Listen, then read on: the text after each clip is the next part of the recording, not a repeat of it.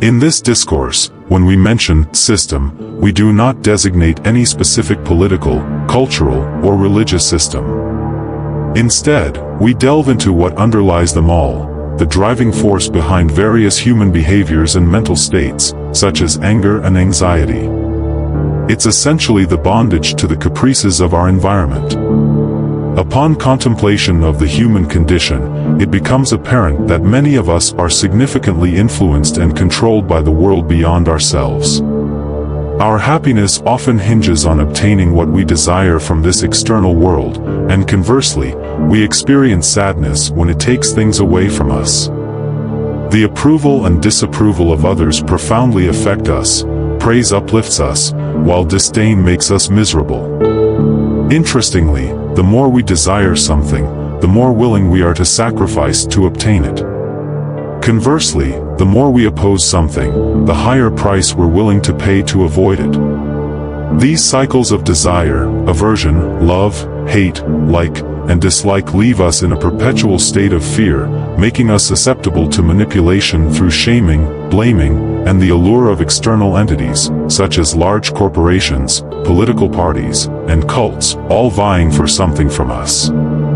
In this manner, the world governs us, dangling carrots on sticks like a donkey rider, and most of us obediently follow from birth to death.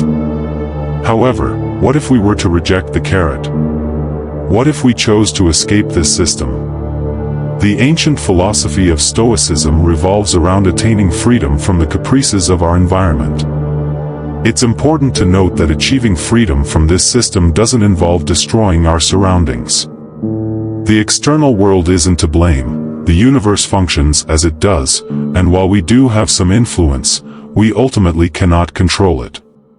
The outside world, with its inescapable conditions like sunshine, rain, and wind affecting a farmer's crops, imposes itself upon us. These conditions aren't the system, rather, it's our enslavement to them that constitutes the problem. So why do we allow the waves of fate to swiftly sweep us away? Why do even the smallest misfortunes and bits of luck manipulate our emotions like puppeteers? Epictetus, a Stoic philosopher, provides insight into this. Men are disturbed not by things, but by the principles and notions they form concerning things. For instance, death isn't inherently terrible, as evidenced by Socrates' perspective.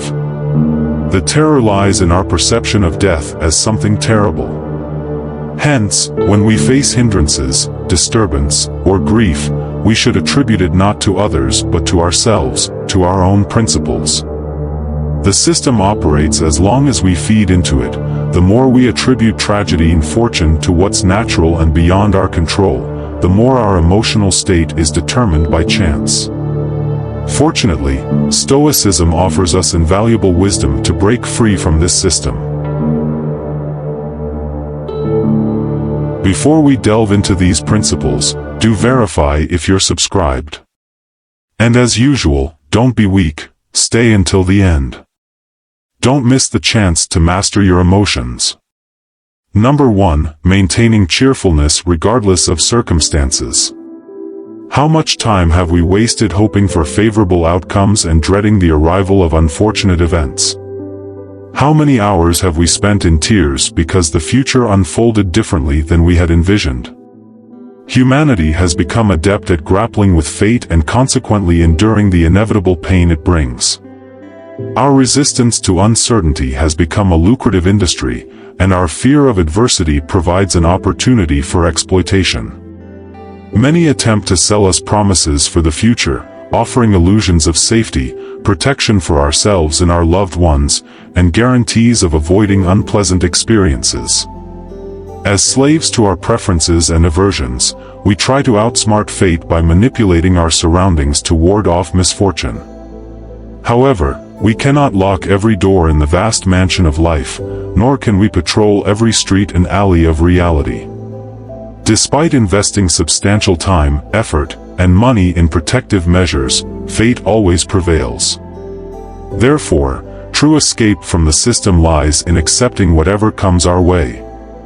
Instead of paying a hefty price to fully resist the inevitable, By embracing this perspective, we are less likely to allow others to capitalize on our fears and will experience less disturbance when adversity strikes.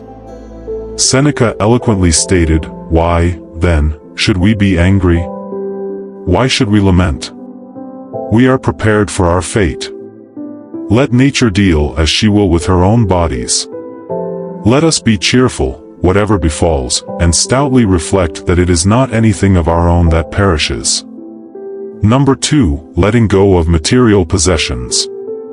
The social race, where people invest hours in a job they hate and endure hectic schedules driven by the relentless pursuit of material wealth, has conditioned society to believe that happiness is conditional, dependent on external factors like specific income, social status, a particular group of friends, or a suburban home. As long as we lack these, we are convinced that we cannot be happy. However, we need to question the value of these efforts.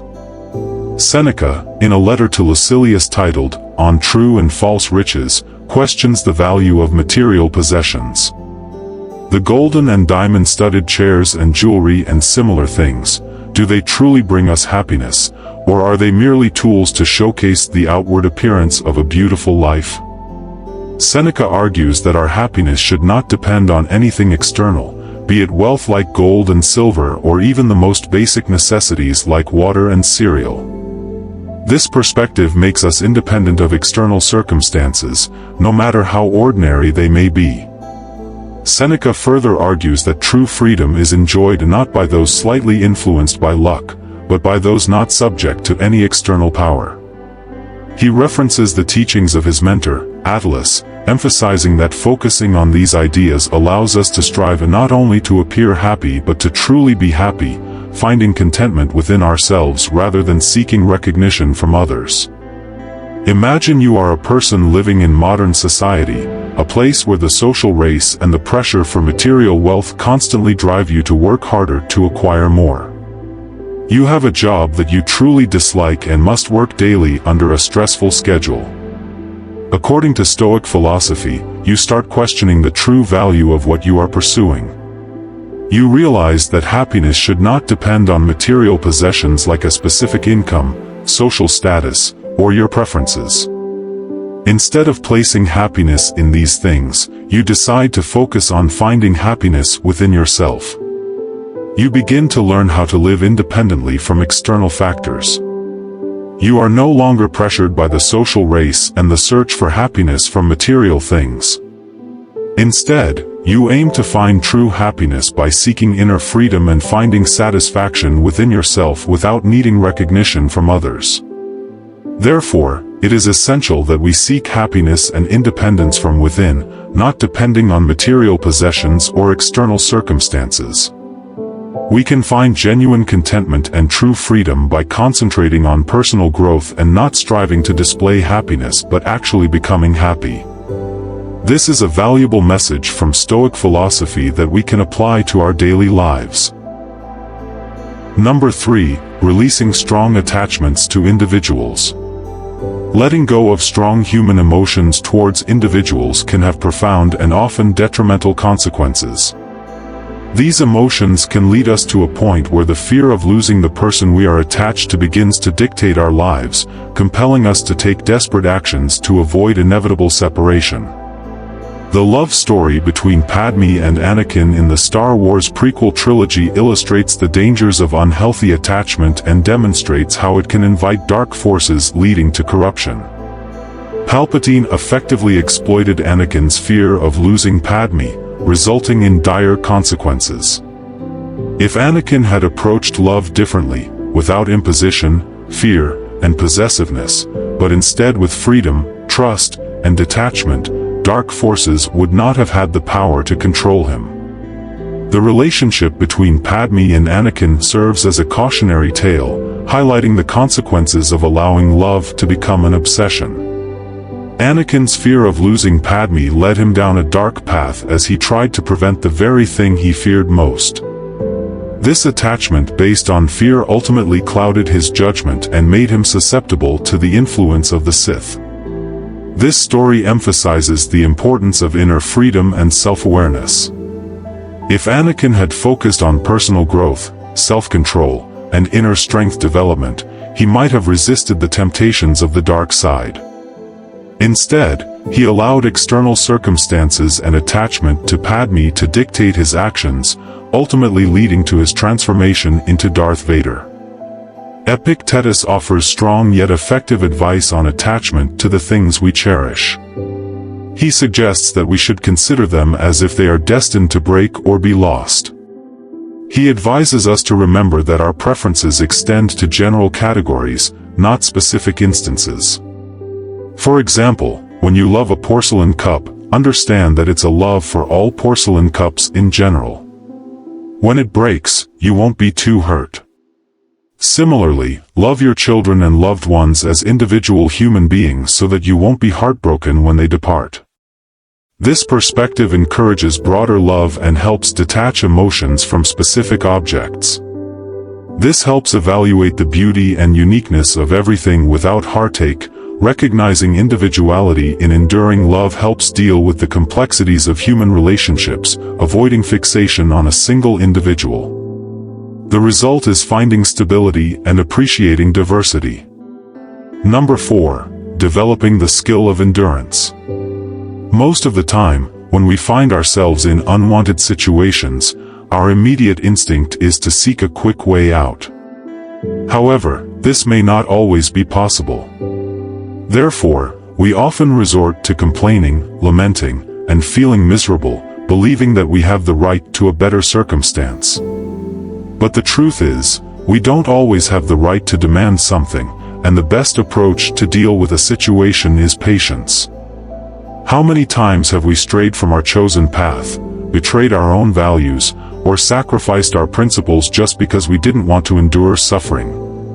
Suffering brings great strength that drives good people to do unethical acts or refuse to do good deeds. Suffering is still a tool of control, and in avoiding it, we unwittingly fall into the trap set by those trying to control us. Therefore, we are willing to trade freedom for a little relief from pain and difficulty. If enduring a painful situation becomes challenging, we can grasp the wisdom of Marcus Aurelius. His thoughts teach us that patience is not necessarily negative. Patience can serve a purpose and bring benefits to us, even when its consequences may be death. According to him, everything that happens is either endurable or not. If it's endurable, then endure it, stop complaining. If it's unendurable, then stop complaining, your destruction will mean its end as well. Just remember, you can endure anything your mind can make endurable by treating it as in your interest to do so. This approach can be similar to the Greek mythological figure Sisyphus, as interpreted by Albert Camus. The gods condemned Sisyphus to forever push a rock up a hill. His escape route lay in fully accepting his fate so that his punishment was no longer a punishment. Similarly, in Stoic philosophy, we are encouraged to fully embrace our circumstances and find true peace and freedom in them, independent of external possessions or societal pressures. This perspective highlights the importance of inner peace and self-acceptance as the key to true happiness and independence. By focusing on personal development and not just trying to display happiness but truly becoming happy, one can apply this precious message from Stoic philosophy to their daily life. Number 5. Diminishing concern for reputation. Stoics view reputation as a common preference, easy to possess but not essential for happiness. Furthermore, like everything external, reputation ultimately lies beyond our control. Some people spend their entire lives carefully building a good reputation only to see it destroyed by a single mistake. Conversely, some individuals lead unvirtuous lives and have no concern for their social standing, yet they suddenly become famous and admired by chance. A clear conclusion here is that reputation is as fleeting as the wind. The more we value our reputation, the more we become dependent on the opinions of others. Moreover, when we overly concern ourselves with others' opinions, we make ourselves susceptible to manipulation and exploitation, ultimately becoming slaves to our environment. Epictetus argued that desiring a good reputation should not hinder our mental well-being. If necessary, we should be willing to accept things like shame, criticism, exclusion, and ridicule if it helps us attain peace and freedom. These latter states are within our control and are therefore not affected by the opinions and comments of others. Consider the story of two friends, John and Mike. John is always careful and meticulous in building his reputation. He consistently performs good deeds, helps others, and maintains respect within the community. However, one day John makes a minor mistake that gets magnified and blown out of proportion in the eyes of everyone, quickly damaging his reputation. Meanwhile, Mike leads an unethical life. He frequently violates ethics and doesn't care about maintaining a reputation in society. However, due to a stroke of luck, Mike becomes famous when he participates in a significant event and receives positive recognition from the media. This leads to sudden admiration and fame for Mike, even though he didn't intentionally pursue it. This example illustrates that reputation can change suddenly and cannot be predicted. Excessive concern about reputation can make us dependent on others' opinions. Instead, what's more important is to focus on controlling our emotions and state of mind to achieve peace and freedom, as Stoic philosophy suggests. Number 6. Dealing with provocation and insults. Our instinctive reactions often lean towards anger and hostility. In this way, the system grants power to others, making us feel miserable, allowing their actions to affect ours. This inadvertently ties our happiness to the actions of others. Individuals exhibiting unpleasant traits such as malice, toxicity, narcissism, or mental illness can infiltrate our lives like persistent rain, hoping to immerse us in negativity, causing us suffering. However, we possess a crucial choice, as Viktor Frankl noted, between stimulus and response. There is a space. In that space is our power to choose our response. In our response lies our growth and our freedom. If we respond to these individuals with anger, fear, or hostility, we essentially hand over the key to our emotional well-being. Conversely, choosing to be indifferent to them prevents them from infiltrating our hearts and minds, merely polluting the space around us. By making this choice, we safeguard our freedom and inner tranquility. The lesson here is clear: we are only slaves if we choose to be or fail to realize that we have the power to choose freedom. Imagine you're working in a workplace where a colleague frequently displays arrogance and a toxic attitude. This person regularly criticizes your work and tries to make you feel hurt. In the past, you used to respond with anger and confront them. The result was not only a negative impact on your work but also a change in your emotions, leaving you stressed. However, after studying Stoic philosophy and heeding Viktor Frankl's advice, you decide to change how you deal with it. You choose not to pay attention to the criticism from this harmful colleague, and instead of getting angry, you maintain an indifferent attitude. This way, you no longer allow them to affect your mood and mental freedom. You focus on your work and protect your positive mindset. As a result, you become stronger, concentrate on personal development, and remain unaffected by the toxicity of others. Number 7. Embracing mortality. Some people believe that the fundamental cause of all fear is the fear of death, similar to the fear of pain. The fear of death can significantly impact how we live our lives. Stoic philosophers argue that a virtuous life is more meaningful than a long life. While we cannot control the length of our lives, we have the power to determine the quality of our lives. The fear of death can lead us to exist merely to avoid it, rather than truly living and creating a meaningful life. This fear drives us to constantly avoid even the smallest risk and seek out situations that offer a sense of safety, turning us into anxious sheep following any shepherd who promises a brighter day. However, no shepherd can save us from the inevitable consequences of life, our own decay and the return of our physical bodies to nature. The fear of death is futile and, Worse, it can prevent us from living courageously and virtuously. Marcus Aurelius believed that death is also a natural event, similar to growth, maturity, or the first gray hair. Everything is born, dies, and transforms. Philosophers should not predict death with coldness, eagerness, or disdain, but rather recognize it as one of the inevitable events of life, much like we anticipate the birth of a child from a mother's womb. Applying Stoic principles can offer valuable lessons on how to escape the social rat race and seek true happiness. By reconsidering our pursuit of material wealth and external recognition, we can shift our focus inward, seeking contentment and genuine freedom within ourselves. Remember that the relentless pursuit of material wealth and social status often leads to stress, dissatisfaction, and an insatiable desire for more. Instead, we should prioritize personal growth, inner peace, and the pursuit of knowledge. If you find these Stoic ways to escape the social rat race helpful, please like this video, leave a comment to share your thoughts, and subscribe to our YouTube channel for more valuable content on personal development and philosophy.